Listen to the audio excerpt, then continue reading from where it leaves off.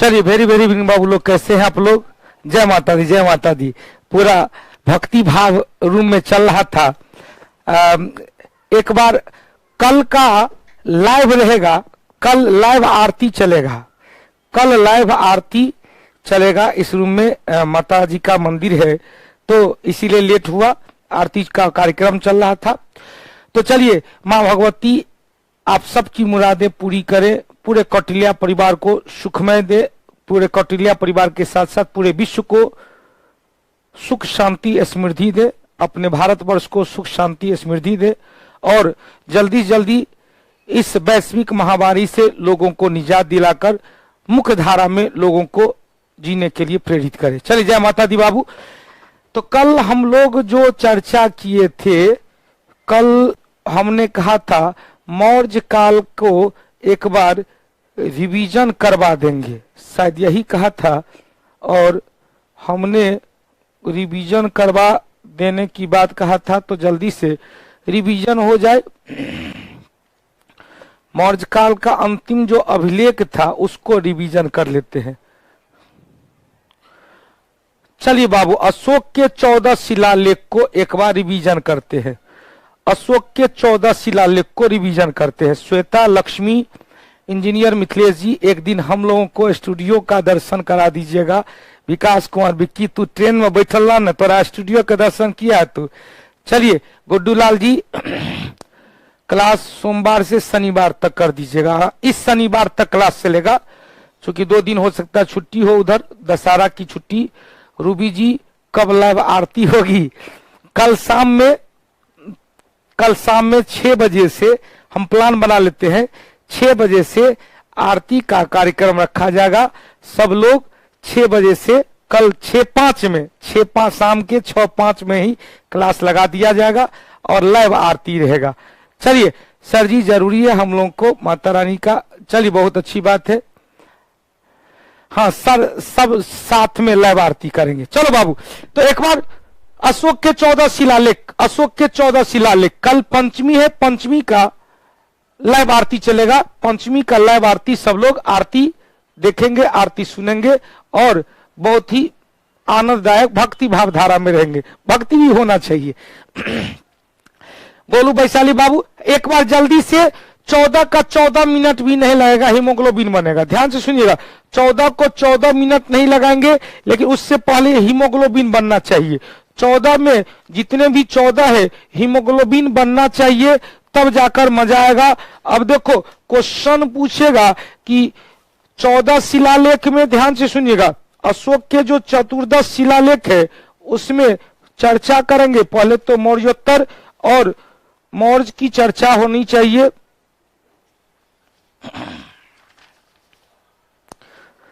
तो मौर्योत्तर की चर्चा होगी। चलो बाबू, प्रथम शिलालेख, ध्यान सुनिएगा। प्रथम में कहा गया कि अहिंसा नहीं करो। चुपचाप सुनना, जैसे लॉजिक दे रहे उसी लॉजिक को सुनना। प्रथम में कहा गया है कि अहिंसा से दूर रहो, या सॉरी, हिंसा से दूर रहो, अहिंसा नहीं करो। हिंसा नहीं करो, अहिंसा पर फोकस किया है। हिंसा से दूर रहो।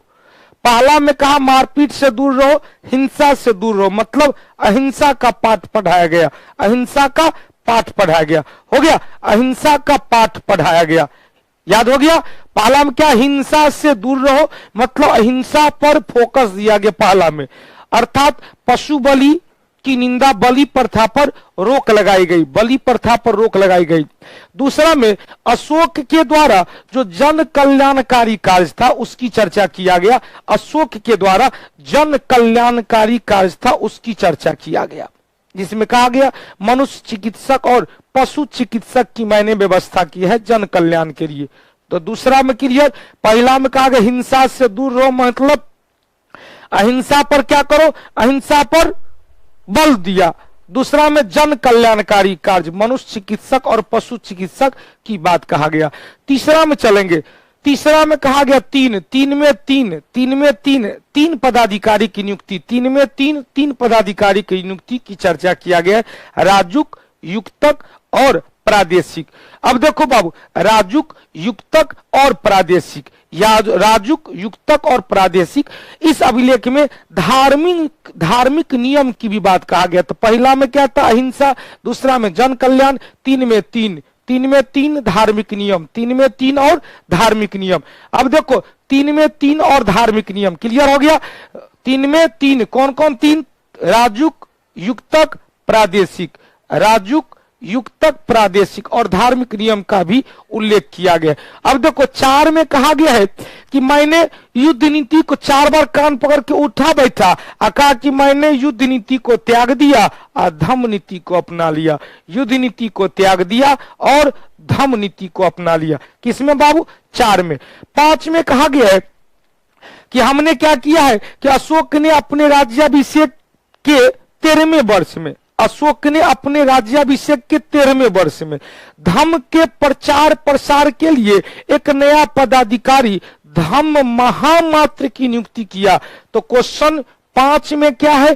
13वें वर्ष में, राज्याभिषेक के 13वें वर्ष में धम्म का प्रचार प्रसार करने के लिए एक पदाधिकारी धम्म महामात्र की नियुक्ति की चर्चा, एक पदाधिकारी धम्म महामात्र की नियुक्ति की चर्चा किया गया। क्लियर? अब देखो क्वेश्चन पूछेगा 5 में धम्म महामात्र कितने वर्ष में बाबू? तो 13वें वर्ष में। 6ठा में चलते हैं। 6ठा में कहा गया कि बउआ देखो, जितने भी दूत मेरा है, प्रतिवेदक है, जो मुझ तक संवाद लाते हैं, वो यदि जन कल्याणकारी कार्य है, जन कल्याण से संबंधित कोई कार्य है, जन कल्याण दूसरा, तो जन कल्याण से संबंधित कोई कार्य है। तो 6 में कहा गया, अशोक ने कहा कि कभी भी कहीं भी आकर मुझसे मिल सकता है, कहीं भी आकर मुझसे मिल सकता है। मतलब 6 में दूत को आदेश देता है कि जन कल्याणकारी कार्य से संबंधित कभी भी कहीं भी आकर मुझसे वो मिल सकता है, मीटिंग कर सकता है। ध्यान से सुनिएगा, क्वेश्चन पूछेगा कि अशोक के 6ठे शिलालेख में आम नियंत्रण की शिक्षा दिया है। आम नियंत्रण की शिक्षा अशोक के 6ठे शिलालेख में। 7वें शिलालेख में 100 से 7 100 से संयम, 100 से 7 100 से संयम, 100 से 7 100 से संयम। मतलब कहा गया कि विभिन्न धर्म को मानने वाले लोग आपस में मिलजुल कर रहे, संयम बना के रहे। किसमें बाबू? 7 में। 8 में कहा गया कि मैंने बौद्ध धर्म को स्वीकार किया हूं। 8 में कहा कि मैं बौद्ध धर्म को स्वीकार कर लिया हूं और बौद्ध धर्म स्वीकार करने के पश्चात मैंने धम्म यात्रा प्रारंभ किया, जिसमें 10वें वर्ष में बोध गया, 20वें वर्ष में लुम्बिनी की यात्रा किया। लुम्बिनी में पहुंचकर मैंने कनक मुनि के स्तूप को दुगुना करवाया और धार्मिक कलबली को कम कर दिया। किसमें कहा गया? 8 में। 9 में कहा 9 करो छोटका मोटका पर्व त्योहार, मतलब छोटे मोटे पर्व त्योहार पर प्रतिबंध लगा दिया। 9 में क्या कहा गया बाबू? तो 9 में 9 करो छोटे मोटे पर्व त्योहार। तो क्वेश्चन पूछेगा, ध्यान सुनिएगा, छोटे मोटे उत्सव पर्व त्योहार पर प्रतिबंध लगा दिया। और 9 में क्या कहा? सच्चे भेंट और सच्चे शिष्टाचार, सच्चे भेंट और सच्चे शिष्टाचार, सच्चे भेंट और सच्चे शिष्टाचार की भी उल्लेख किया गया। 10वां में आइए, 10वां में क्या कहा गया? धम्म का महत्व। ध्यान सुनिएगा, 10वां में क्या है? धम्म का महत्व। तो 10 में धम्म का महत्व है। और इसी अभिलेख में का यह आदेश देता है कि राजा या उच्च पदाधिकारी हमेशा हर क्षण क्या करे? प्रजा के हित के बारे में सोचे। तो 10 में धम्म का महत्व की चर्चा है और कहा गया कि राजा हो या बड़े पदाधिकारी हो, हमेशा जनता के हित के बारे में सोचे, जनता के हित के बारे में सोचे। अब देखो बाबू, हाँ, निर्माण है। क्वेश्चन पूछेगा, ध्यान सुनिएगा, पता तेरी विजन करवा देते। 11 में ब्राह्मण और श्रवण को दिया गया दान। 11 में क्या है? ब्राह्मण और श्रवण को दिया गया दान की चर्चा है। किसमें बाबू? 11 में। 11 में क्या है? तो ब्राह्मण क्या कहा? बौद्ध भिक्षुक को श्रवण, अब ब्राह्मण लोग को ब्राह्मण कहा गया। तो ब्राह्मण और श्रवण को दिया गया दान, मतलब धम्म के वरदान को सर्वोत्कृष्ट माना गया। धर्म के वरदान को सर्वोत्कृष्ट माना गया। 12 में कहा गया स्त्री महामात्र की नियुक्ति, 12 में स्त्री महामात्र की नियुक्ति और कुछ विदेशी राज की चर्चा किया गया। 13 में कलिंग युद्ध की चर्चा और 14 में कहा गया कि हमने ढेर सारे कार्य किया जिसमें बहुत को बताया गया, जिसे नहीं बताया गया उसका लेखक मैं नहीं, उसका जिम्मेवार मैं नहीं, लेखक हूं। साथ ही जनता को धार्मिक जीवन जीने के लिए प्रेरित किया गया है, धार्मिक जीवन जीने के लिए प्रेरित किया गया है। अब देखो एक बार जल्दी से रिवीजन करते हैं। पहला में क्या कहा गया? हिंसा से दूर रहो, मतलब अहिंसा पर बल दिया गया। दूसरा में जन कल्याणकारी पशु चिकित्सक और मनुष्य चिकित्सक। तीन में तीन और धार्मिक निर्देश, राजुक, युक्तक और प्रादेशिक। 4 में कहा गया मैं युद्ध नीति को त्याग दिया, धम्म नीति को अपना लिया। 5 में कहा गया कि मैं राज्याभिषेक के 13वें वर्ष में धम्म के प्रचार के लिए एक नया पदाधिकारी धम्म महामात्र की नियुक्ति किया। 6 में कहा गया प्रतिवेदक कहीं भी आकर मुझसे मिल सकता है। 6 में एक और है आम नियंत्रण की शिक्षा दिया गया। 7 में कहा गया सभी धर्म के मानने वाले लोग क्या करें? सभी धर्म को मानने वाले लोग आपस से मिलजुल कर रहे, संयम बनाकर रहे। 8वां में कहा गया मैंने धम्म यात्रा किया, 10वें वर्ष में बोध गया, 20वें वर्ष में लुम्बिनी। 9वां में कहा गया 9 करोड़ छोटा मोटा पर्व त्योहार पर प्रतिबंध लगा दिया। 10 में धम्म का महत्व, 10 में क्या किया? धम्म का महत्व की चर्चा और अपने बड़े पदाधिकारियों को यह आदेश दिया कि वह हर क्षण जनता के हित में काम करे। 11 में क्वेश्चन पूछेगा, 11 में ब्राह्मण और श्रवण को दिया गया दान की चर्चा किया गया है और धम्म के वरदान की चर्चा किया गया है। 12 में कुछ विदेशी राज स्त्री महामात्र की नियुक्ति। 13 में कलिंग युद्ध और 14 में कहा गया हमने बहुत सारा काम किया और बहुत को लिखा गया है, जिसको नहीं लिखा गया उसके जिम्मेवार मैं नहीं। क्या है भाई? लेखक तीबर जिम्मेवार है। लेखक कौन है? तीबर जिम्मेवार है। हो गया। 6ठे में आत्मनियंत्रण, बहुत अच्छी बात है। आत्मनियंत्रण, आम नहीं भाई, आत्मनियंत्रण। 6ठा में आत्मनियंत्रण की चर्चा, आम नियंत्रण लिखा हुआ है, आत्मनियंत्रण, संयम, कुछ मिसप्रिंट है, आम नियंत्रण नहीं, आत्मनियंत्रण, यहां पर आत्मनियंत्रण।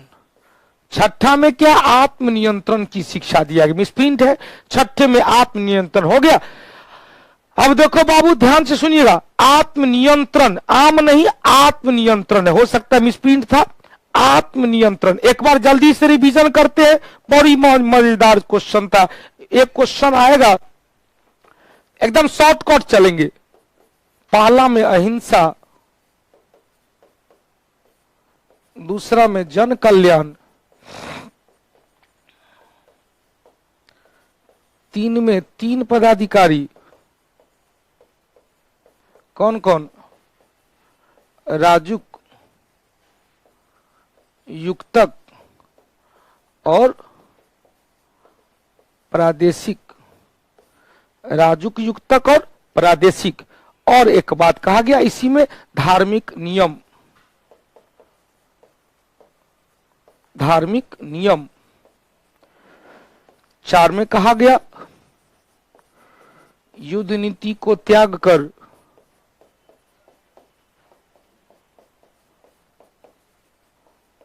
धम्म नीति को अपनाया गया। 5 में क्या कहा गया? 13वें वर्ष में धम्म महामात्र की नियुक्ति। 6 में क्या कहा गया? प्रतिवेदक या दूत कभी भी मिल सकता है। और दूसरा आत्मनियंत्रण, दूसरा आत्मनियंत्रण हो गया। दूसरा कौन बाबू? आत्मनियंत्रण। राजुक युक्तक और प्रादेशिक का कार्य, राजुक युक्तक और प्रादेशिक का कार्य क्या था बाबू? राजुक युक्तक और प्रादेशिक का कार्य था लोगों में आपस में धार्मिक निर्णय का बोध कराना, धार्मिक नियम का बोध कराना, धार्मिक नियम का बोध कराना। हो गया। राजुक युक्तक और युक्तक और प्रादेशिक का कार्य था लोगों में धार्मिक नियम का बोध कराना। आइए, तो 3 हो गए, 6 क्लियर हो गया। 7 में चलते हैं। 7 में संयम, सभी धर्म को मानने वाले लोग आपस में मिलजुल कर रहे, 7 में संयम बना के रखे। 8 में धम्म यात्रा, धम्म यात्रा जिसमें 10वें वर्ष में बोध गया, 20वें वर्ष में लुम्बिनी, लुम्बिनी। 9 में क्या कहा गया? छोटे मोटे पर्व त्योहार पर प्रतिबंध, छोटे पर्व त्योहार पर प्रतिबंध। 10 में क्या कहा गया? धम्म का महत्व। 10 में क्या कहा गया? धम्म का महत्व। 10 में धम्म का महत्व। और इसी में आदेश दे दिया कि राजा या उच्च पदाधिकारी, राजा या उच्च पदाधिकारी हमेशा हमेशा जनता के हित में कार्य करे। 11 में क्या कहा गया? 11 रुपये का दान, ब्राह्मण और श्रवण को दिया गया दान। और इसी में क्या कहा गया? धम्म वरदान, धम्म वरदान। याद हो गया? 11 तक क्लियर हो गया। चलिए 12 में चलते हैं। 12 में स्त्री महामात्र, 12 में क्या है? स्त्री महामात्र, स्त्री महामात्र की नियुक्ति। इसी में क्या है? कुछ विदेशी राज्य। 13 में क्या है? कलिंग युद्ध। 14 में क्या कहा गया कि भैया हमने बहुत काम किया जिसमें कुछ ही लिखा गया है, जो लिखा गया नहीं है उसके जिम्मेवार मैं नहीं। कौन है जिम्मेवार तब? तो उसका जिम्मेवार कौन है बाबू? लेखक है। उसके जिम्मेवार कौन है बाबू? लेखक है। हो गया। अब देखो बाबू ध्यान से सुनिएगा, क्वेश्चन पूछेगा।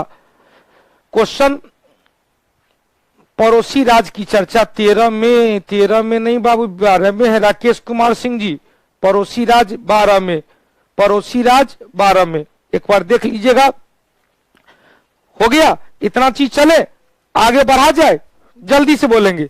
आगे बढ़ा जाए तो बोलिए बाबू, जल्दी से मौर्योत्तर काल की चर्चा कर लेते हैं बाबू। मौर्योत्तर काल में बड़ी सुंदर सुंदर टॉपिक है। मौर्योत्तर काल में क्वेश्चन पूछेगा कि पुष्यमित्र शुंग ने 185 ईस्वी पूर्व में, 185 ईस्वी पूर्व में क्या किया था? तो मौर्य वंश के शासक, अंतिम शासक वीरद्रथ की हत्या करके एक नया ब्राह्मण राज की स्थापना किया था। क्योंकि इससे पहले मौर्य के बारे में अछूत कहा गया। मौर्य के बारे में क्या कहा गया कि यह उच्च वर्ग का नहीं है, उच्च वर्ग का नहीं है। तो किस वर्ग का है बाबू? तो मौर्य के बारे में कहा गया कि यह निम्न वर्ग का है। यह किस वर्ग का है बाबू? निम्न वर्ग का। या इसे मौर्य के बारे में विद्वान के बीच विवाद था। विद्वान के बीच क्या था बाबू? विवाद था। अब क्वेश्चन पूछेगा तो हमको पूरा विश्वास है कि यह टॉपिक क्लियर हो गया होगा। क्वेश्चन पूछेगा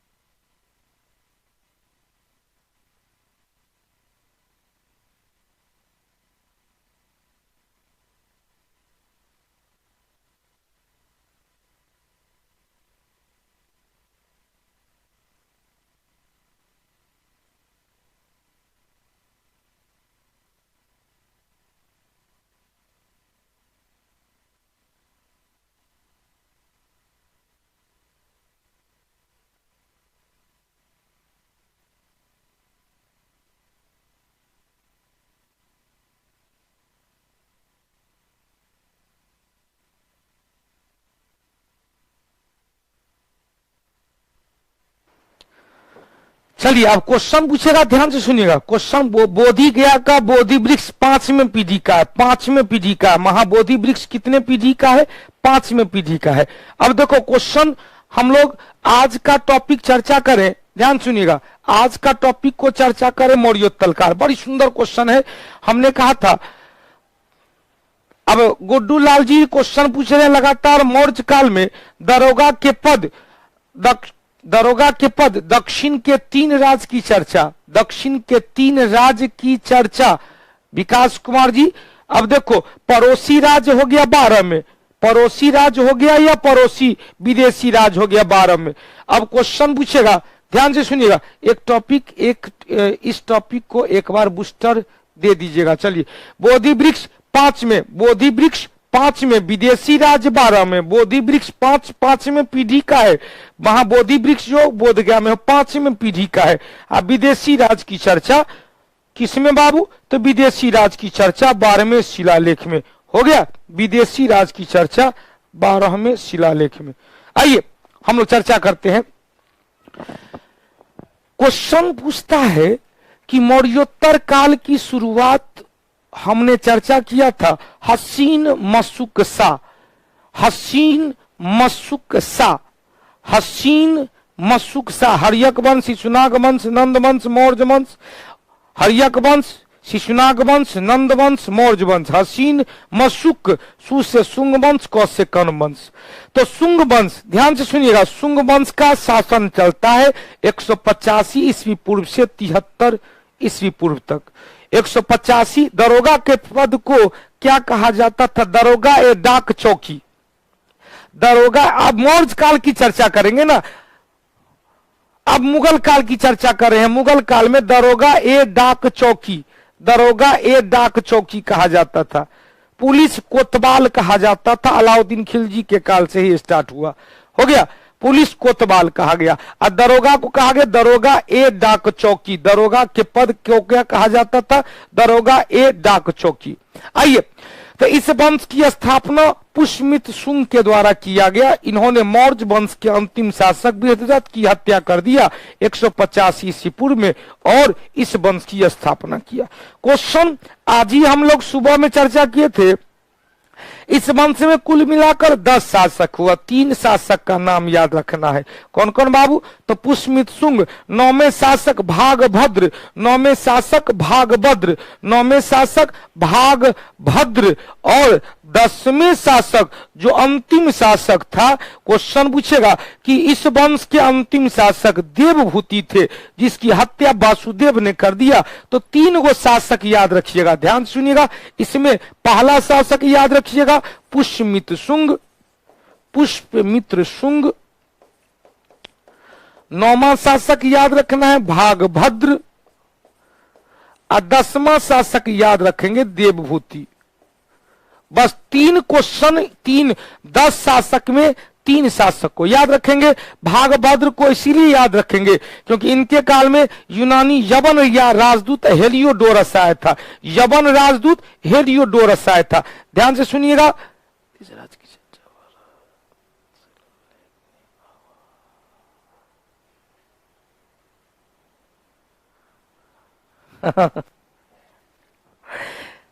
चलिए एक क्वेश्चन चले, एक क्वेश्चन बाबू ने कहा कि गुरुजी इसको एक बार क्लियर कर दीजिएगा। ध्यान सुनिएगा। विदेशी राज स्त्री महामात्र की चर्चा 12 में। कलिंग युद्ध, कलिंग कहाँ? इस समय कलिंग की राजधानी कलिंग का राजधानी कहाँ थी? तोसली, राजधानी तोसली। और शासक कौन थे? नंदराज। शासक कौन थे? नंदराज। 13वें शिलालेख, अशोक के 13वें शिलालेख में कलिंग युद्ध की जानकारी। इस समय कलिंग की राजधानी तोसली थी, शासक था नंदराज। तो कलिंग था पड़ोसी। तो क्वेश्चन यदि पूछता 3 पड़ोसी राज्य, 3 पड़ोसी राज्य की चर्चा, 3 पड़ोसी राज्य की चर्चा 13वें शिलालेख में, विदेशी राज्य की चर्चा 12वें शिलालेख। 12वें विदेशी, ध्यान सुनिएगा, 12वें विदेशी राज्य की चर्चा, स्त्री महामात्र की नियुक्ति की चर्चा। चलिए एक बार जल्दी से चल जाते हैं बाबू, ध्यान से सुनिएगा। अब यह अंतिम बार है, यह अंतिम बार है, ध्यान से सुनिएगा, यह अंतिम बार है, ध्यान से सुनिएगा।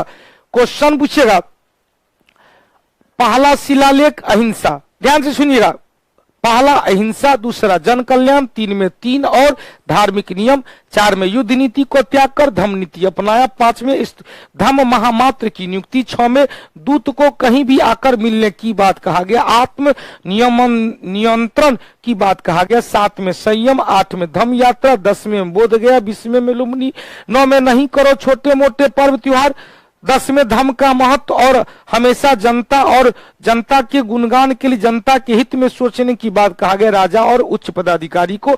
11 में क्या है, ब्राह्मण और श्रमण को दिया गया दान, धर्म वरदान। 12 में स्त्री महामात्र विदेशी राज, 13 में कलिंग युद्ध पड़ोसी राज, और 14 में कहा गया हमने बहुत काम किया, नहीं काम की, जो नहीं लिखा हुआ है उसका हम नहीं है जिम्मेवार। लेखक तीबर है।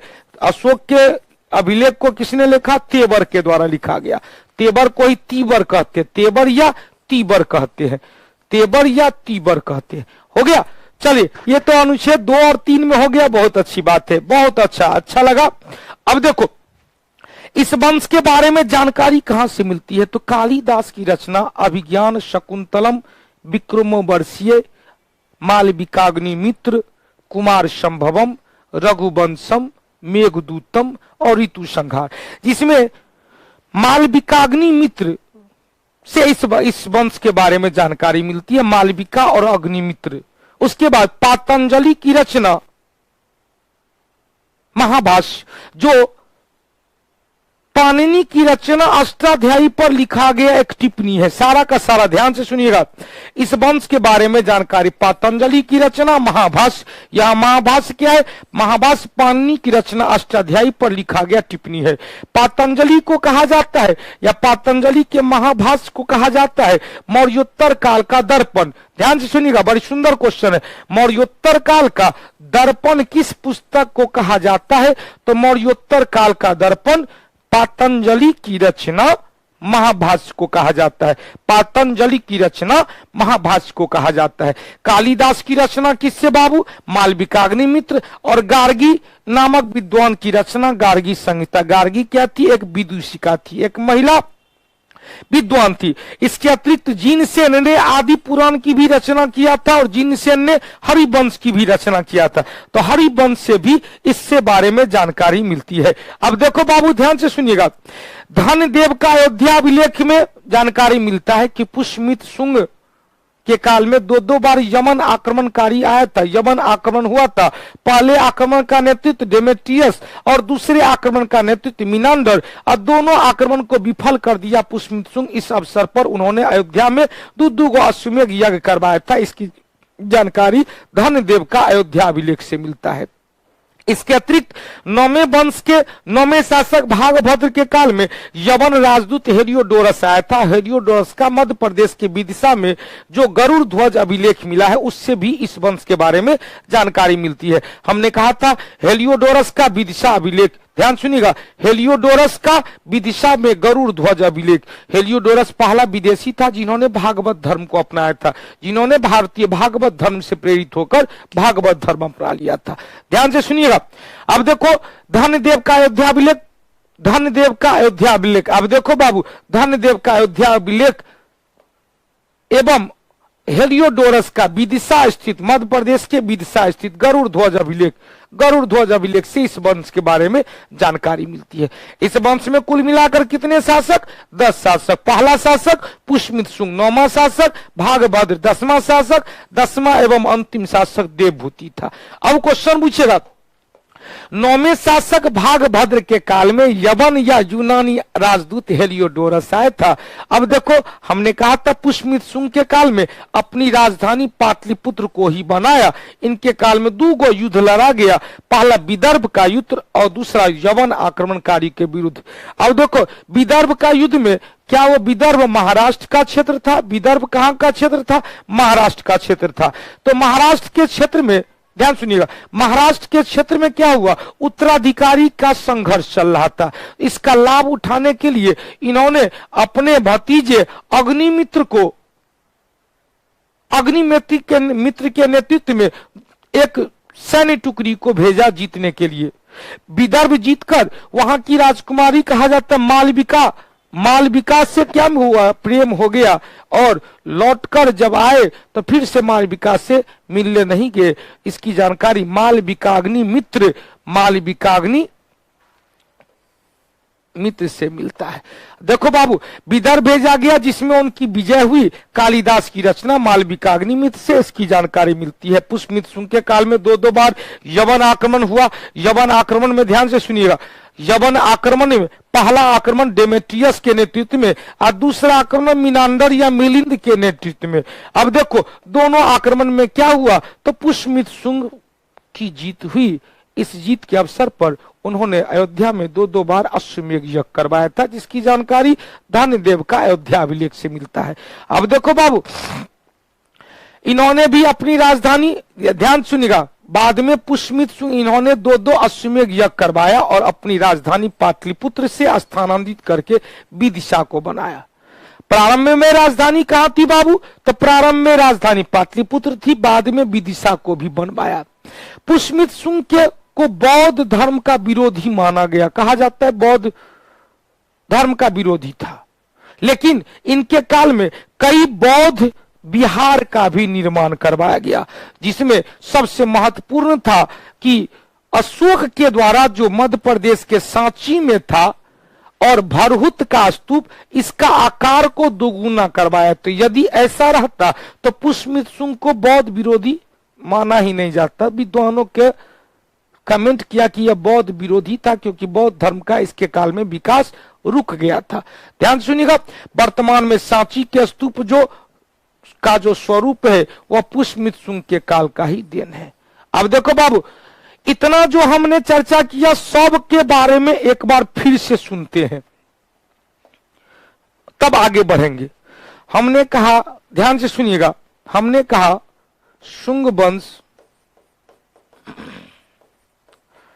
185 ईस्वी पूर्व में वृद्धरथ की हत्या किसके द्वारा, पुष्यमित्र शुंग के द्वारा, और इस वंश की स्थापना किया गया।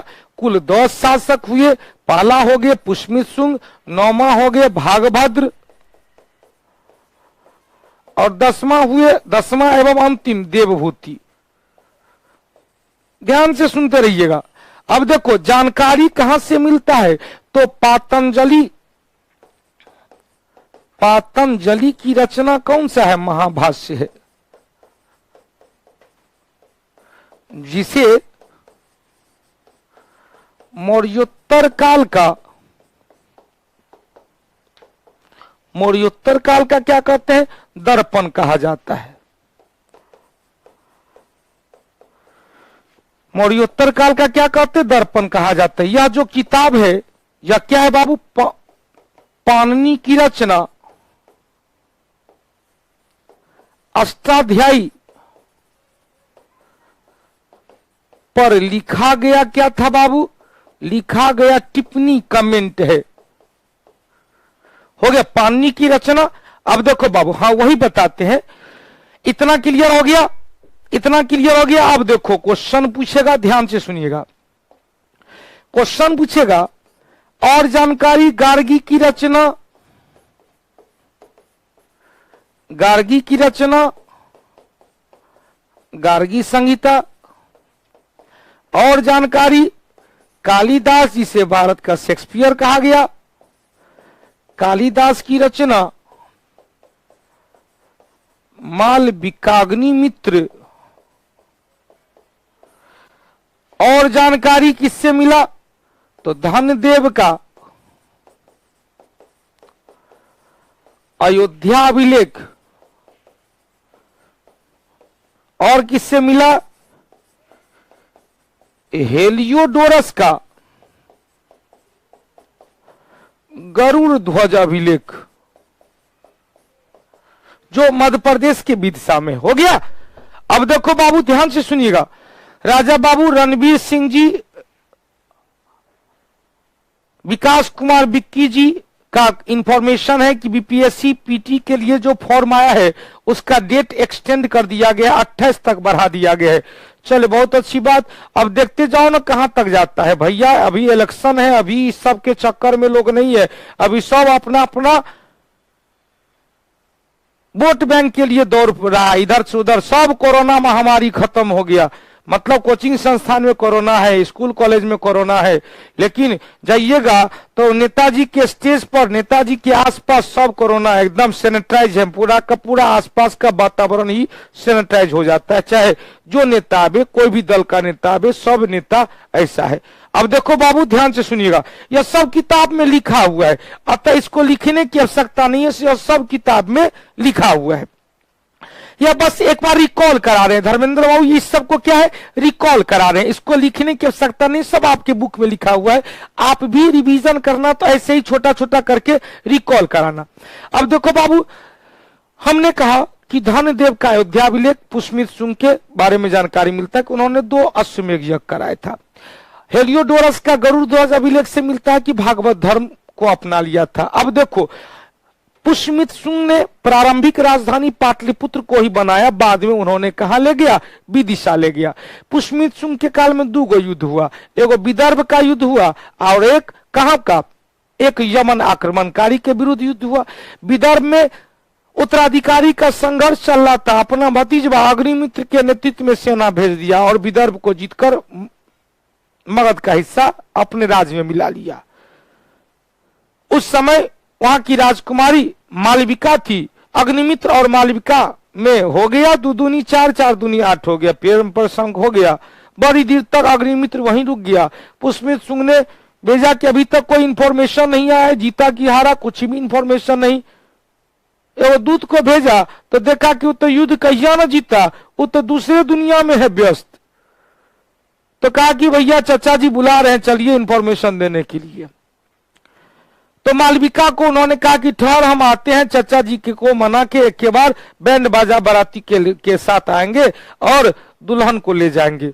लेकिन अग्निमित्र जो आया तो वो वापस नहीं गया, वो मालविका को वैसे ही वियोग प्रेम में छोड़कर वापस नहीं गया। अब देखो बाबू ध्यान से सुनिएगा, हेलियोडोरस, हेलियोडोरस या हेलियोडोरस, बट एक ही चीज तो है, हेलियोडोरस, हेलियोडोटस नहीं, हेरोडोटस का तो इतिहास का जनक, हेलियोडोरस।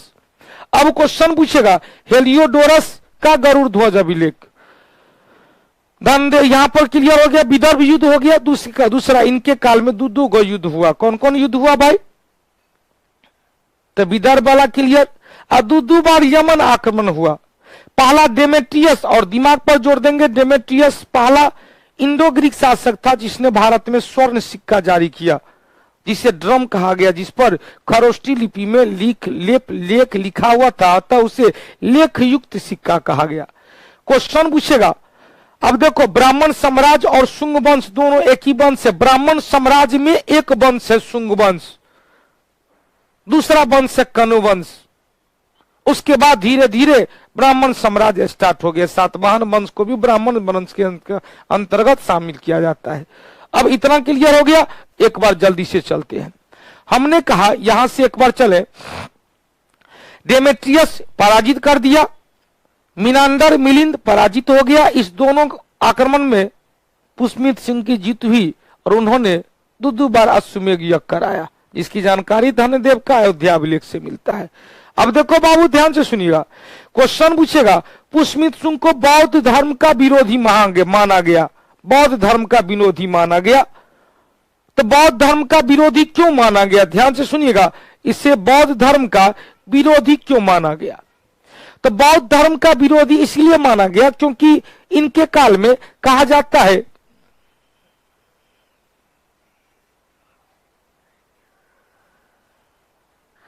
इनके काल में कहा जाता है, ध्यान सुनिए, इनके काल में कहा जाता है कि बौद्ध धर्म को मानने वाले लोगों को काफी परेशान किया गया। बौद्ध धर्म के मानने वाले लोगों को काफी परेशान किया गया, उनको दबाकर ब्राह्मण धर्म को फिर से विस्तार किया गया। हालांकि इन पर जो आरोप है, तो इन पे आरोप का खंडन करते हुए कुछ विद्वान ने कहा कि भैया सांची का जो वर्तमान में स्तूप है वह इन्हीं का देन है, इन्होंने ही उसका पुनर्निर्माण करवाया था। ध्यान सुनिए, सांची के स्तूप का पुनर्निर्माण ठीक ठाक करवाया था। अब एक बाबू रणधीर बाबू पूछ रहा है कि सर जी अशोक के पत्नी का क्या नाम था? बाबू कारूबाकी था। अब कहल इस सब में सुनिएगा, कारूबाकी पत्नी का नाम था। आइए, भरहुत अभिलेख, भरहुत का स्तूप को भी दुगुना करवाया था। तो भरहुत और सांची का स्तूप किससे संबंधित है? तो पुष्यमित शुंग से भी संबंधित है। अब देखो बाबू ध्यान से सुनिएगा, क्वेश्चन पूछेगा, इस वंश के अंतिम शासक देवभूति था। इस वंश के अंतिम शासक देवभूति था जिसकी हत्या वासुदेव ने कर दिया, और वासुदेव ने एक नया वंश कण वंश की स्थापना किया। वासुदेव ने एक नया वंश कण वंश की स्थापना किया। अब क्वेश्चन पूछेगा कि शुंग वंश के काल में प्रथम शताब्दी में मनु नामक विद्वान ने मनु स्मृति की रचना किया। मनु स्मृति ग्रंथ की रचना किसमें किया बाबू? तो मनु नामक विद्वान ने किया। अब आपसे क्वेश्चन मैं पूछ रहा हूं, जल्दी से बताना बाबू। आप सब से एक क्वेश्चन है कि पहला क्वेश्चन है कि हमने कहा था कि कई मालविकाग्नि मित्र हो या अभिज्ञान शकुंतलम हो, कई पुस्तक की रचना करवाए थे। कालिदास की रचना, कालिदास की कई रचना थी, जिसमें आपको बताना है कि कालिदास की रचना किसे महाकाव्य का दर्जा दिया गया, किसे नाटक का दर्जा दिया गया, और कौन सा खंड काव्य था। जल्दी से कोई बताएंगे, खंड काव्य कौन था, महाकाव्य कौन था, और नाटक कौन था? आप लोग बाबू जल्दी से बताना, खंड काव्य कौन था? जल्दी से रिवीजन कर लेते हैं, हालांकि गुप्त काल में चर्चा करेंगे। कालिदास की वह रचना जो खंड काव्य था, जल्दी से कोई बताएंगे, खंड काव्य जल्दी से बताएंगे। गुड्डू जी, तिलकेश्वर नाथ जी जल्दी से बताएंगे। जो खंड काव्य था, दुइयो गो रचना खंड काव्य था, दुगो रचना महाकाव्य था। जल्दी से बताएंगे खंड काव्य कौन कौन था, खंड काव्य कौन कौन था बाबू? अभी तक उत्तर नहीं आया है। हाँ, सबसे पुरानी स्मृति मनु स्मृति है, प्रथम शताब्दी में। जल्दी से बताएं खंड काव्य कौन कौन था, अभी तक उत्तर नहीं आया है। भागवत धर्म कौन का? आएंगे आएंगे आएंगे बाबू। अभिषेक कुमार जी मेरा भी रिप्लाई कर दीजिए, कभी नहीं करते हैं बउआ। देखो अब महाकाव्य तू तो बताइए रहा है, बहुत अच्छा। दिलीप सिंह जी का पहला उत्तर आ गया, सबसे पहले उन्होंने उत्तर दिया। तो खंड काव्य में दो गो था, ऋतु संहार और मेघदूतम। ऋतु संहार एवं मेघदूतम। अब आपसे क्वेश्चन है, महाकाव्य कौन कौन था? जल्दी से बताएंगे, महाकाव्य में कौन कौन था? जल्दी से बताएंगे, महाकाव्य कौन कौन था? जल्दी से बताएंगे, महाकाव्य कौन कौन था? अभी तक उत्तर नहीं आया है। महाकाव्य में दुइयो गो है। महाकाव्य में एक तो संभव नहीं है, मतलब कुमार संभवम, कुमार संभवम। एक और कौन? रघुवंशम, रघुवंशम। और चलिए नाटक क्या वो था? तो नाटक 3 था। नाटक कितना था? नाटक 3 था। खंड काव्य कितना था? खंड काव्य 2 था। नाटक में 3 था। अभी जो चर्चा किए मालविकाग्नि मित्र, मालविकाग्नि मित्र। दूसरा कौन? अभिज्ञान शकुंतलम, अभिज्ञान शकुंतलम। सब बता चुके हैं पहला टॉपिक में। और दूसरा कौन? विक्रमो वर्षीय, विक्रम और उर्वशी, विक्रमो वर्षीय। देखो मालविकाग्नि मित्र में क्या है बाबू, ध्यान से सुनिएगा। मालविकाग्नि मित्र में मालविका और अग्निमित्र की प्रेम प्रसंग, अभिज्ञान शकुंतलम में राजा दुष्यंत और शकुंतला के बीच प्रेम प्रसंग, और विक्रमवर्षीय में राजा विक्रमादित्य और उर्वशी के बीच में प्रेम प्रसंग की चर्चा। तीनों क्लियर हो गया। फिर से एक बार, खंड काव्य दो चीज, ऋतु संहार मेघदूतम, महाकाव्य दो चीज, कुमार संभवम रघुवंशम, और नाटक तीन, मालविकाग्नि मित्र, अभिज्ञान शकुंतलम और विक्रमवर्षीय। हो गया।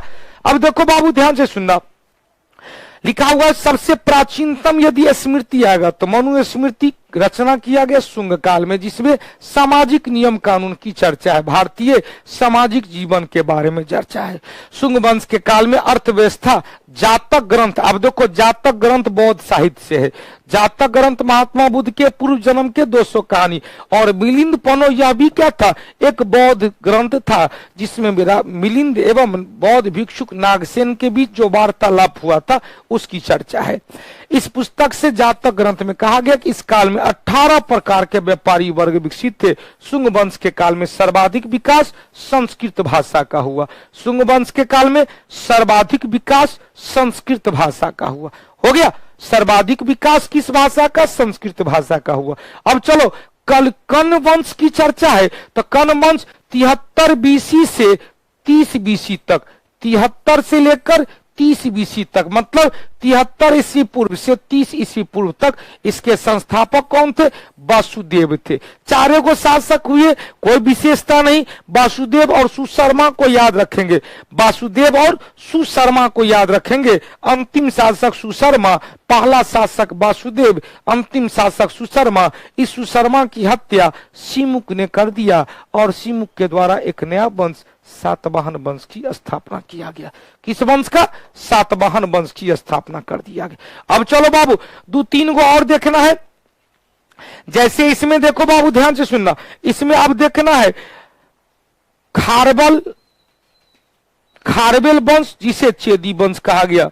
अब देखो इसमें पूर्वी भारत में भी ब्राह्मण वंश के काल में पूर्वी भारत में कुछ राज स्टार्ट हुआ, जिसमें कलिंग राजा खारवेल, पूर्वी भारत उड़ीसा। खारवेल के बारे में जानकारी का एकमात्र स्रोत है हाथी गुफा अभिलेख। अब देखो हाथी गुफा अभिलेख भुवनेश्वर के पास उदयगिरी पहाड़ी पर अवस्थित है। हाथी गुफा अभिलेख उत्कीर्ण है। हाथी गुफा अभिलेख खारवेल के शासन काल में 13वें वर्ष तक के इतिहास के बारे में जानकारी दिया है। अब देखो बाबू मुकुल जी सीतामढ़ी नरेश ने पूछा है कि जातक ग्रंथ के बारे में एक बार बता दीजिए। पहले ही बता दिए थे, जातक ग्रंथ बौद्ध साहित्य है जिसमें महात्मा बुद्ध के पूर्व जन्म की 200 कहानी की चर्चा है। अब देखो बाबू सिमुक ने सातवाहन वंश की स्थापना किया, बहुत अच्छी बात पुष्पलता। अब देखो क्वेश्चन पूछेगा कलिंग के खारवेल वंश को चेदी वंश कहा गया। इस वंश का मूल पुरुष या संस्थापक मेघवाहन था, इसीलिए चेदी वंश को मेघवाहन वंश भी कहा जाता है। ध्यान सुनिएगा, मूल पुरुष मतलब संस्थापक, मूल पुरुष मतलब संस्थापक। तो क्वेश्चन पूछेगा कि हाथी गुफा अभिलेख कलिंग के शासक खारवेल का है। खारवेल किस वंश से, चेदी वंश। इस चेदी वंश के संस्थापक मेघवाहन, अतः इसे मेघवाहन भी कहा जाता है, मेघवाहन वंश भी कहा जाता है। और खारवेल इसी वंश का तीसरा शासक था। खारवेल इस वंश का केमा शासक, तीसरा शासक था। खारवेल ने अपने शासन काल के 5वें वर्ष में नंद, हमने कहा था महापद्म नंद कलिंग पर आक्रमण किया था, महापद्म नंद कलिंग पर आक्रमण किया था। और आक्रमण के पश्चात वहां से 2 जैन तीर्थंकर की मूर्ति लाया था और वहां पर सिंचाई व्यवस्था के लिए नहर भी बनाया था। तो 5वें वर्ष में नंद के द्वारा निर्मित नहर का पुनर्निर्माण करवाया। 8वें वर्ष और 12वें वर्ष पर मगध पर आक्रमण किया। ध्यान सुनिएगा, 8वें वर्ष और 12वें वर्ष पर मगध पर आक्रमण किया, लेकिन पहले आक्रमण में क्या हुआ था, हार गया। और दूसरे आक्रमण, दूसरे अभियान जो 12वें वर्ष में हुआ, जैन मुनि या जैन तीर्थंकर की मूर्ति जो शीतलनाथ थे उसको उठाकर कलिंग ले आए, जो कलिंग ले गए थे, कलिंग से उठाकर। ध्यान सुनिएगा, यहां से क्वेश्चन पूछेगा तो ध्यान से सुनना। महापदम नंद ने कलिंग पर आक्रमण किया और वहां से जैन मूर्ति, जैन तीर्थंकर की मूर्ति को पाटलिपुत्र ले आया, पाटलिपुत्र लाया। इधर चले, क्वेश्चन पूछेगा, चेदी वंश या मेघवाहन वंश के तीसरे शासक खारवेल ने अपने राज्याभिषेक के 12वें वर्ष में मगध पर आक्रमण किया और यह जो जैन तीर्थंकर की मूर्ति है उसको फिर से लाकर अपनी राजधानी कलिंग में ले आया। हो गया जुड़ा, जिसे महापदम नंद ले गया था उसे कलिंग फिर से ले आया। महापदम नंद ले गया था, उसे कलिंग ने फिर से ले आया। अब देखो बाबू, ध्यान से सुनिएगा, क्वेश्चन पूछेगा, यह कलिंग से उठाकर मगध ले गए थे, उससे फिर से जो कभी नंद ने विजय प्रतीक के रूप में कलिंग से उठाकर मगध ले गए थे, उससे मगध से फिर से कलिंग में लाकर प्रतिस्थापित किया। खारवेल ने अपने शासक के 13वें वर्ष में उदयगिरी एवं खंडगिरी पहाड़ी को खुदवाकर 16 जैन मुनि को दान में दे दिया। तो क्वेश्चन पूछेगा, उदयगिरी का गुफा उड़ीसा में, खंडगिरी का गुफा उड़ीसा में, जो जैन से संबंधित है, जो जैन से संबंधित है। बस अब देखो, पूर्वी भारत हो गया, तो पश्चिमी भारत में ध्यान सुनिएगा, पश्चिमी भारत में इतना देख लेते हैं, कल हम लोग नए टॉपिक में आ जाएंगे। पश्चिमी भारत में मौर्योत्तर काल में 2 गो राज था, एक योद्धेय राज था और एक मालवा राज था। ध्यान सुनिएगा, एक योद्धेय राज था और एक मालवा राज था। योद्धेय राज ने ही भारत में सर्वप्रथम कार्तिकेय या कुमार कार्तिकेय भगवान की पूजा प्रारंभ किया। किसने? योद्धेय।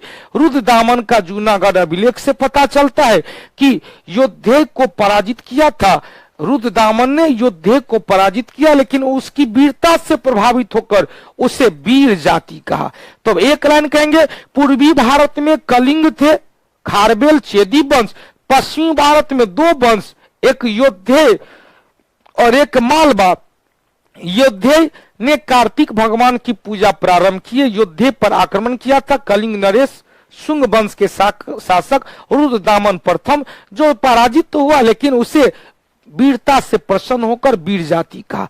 अब देखो बाबू, ध्यान से सुनिएगा, क्वेश्चन पूछेगा, मालवा दूसरा क्या था? मालवा मध्य प्रदेश का क्षेत्र था। मालवा मध्य प्रदेश का क्षेत्र था। मालव जनों ने जिस प्रदेश पर शासक किया वह प्रदेश वर्तमान में मध्य प्रदेश का मालवा क्षेत्र है।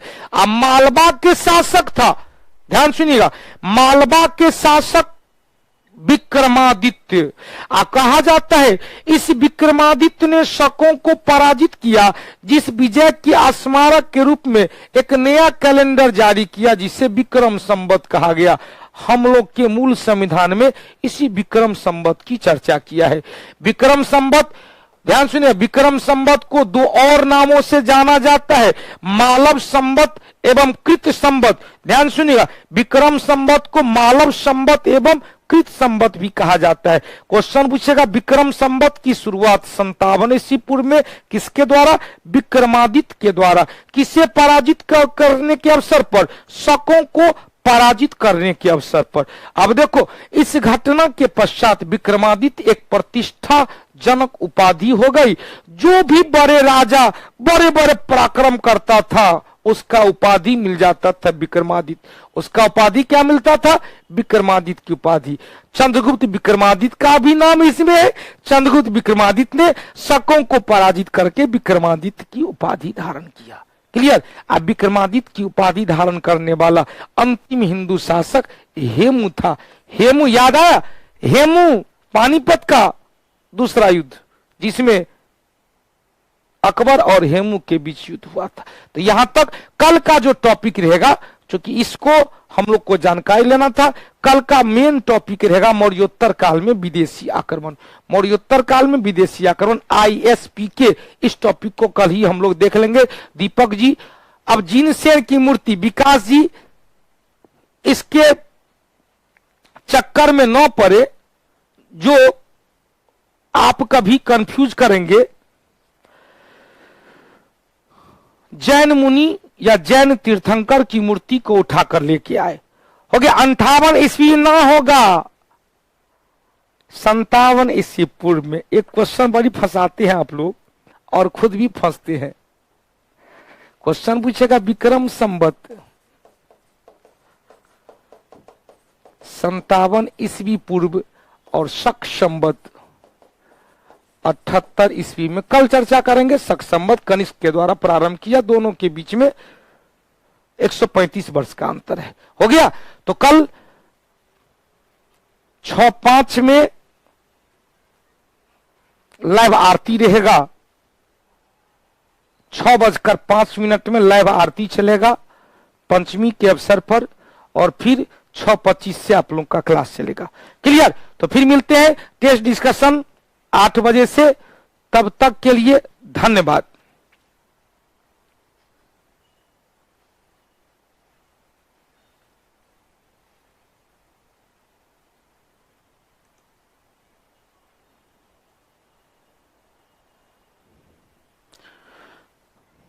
इस पर एक बूस्टर का क्लास दे, ठीक है? बहुत बहुत अच्छी बात।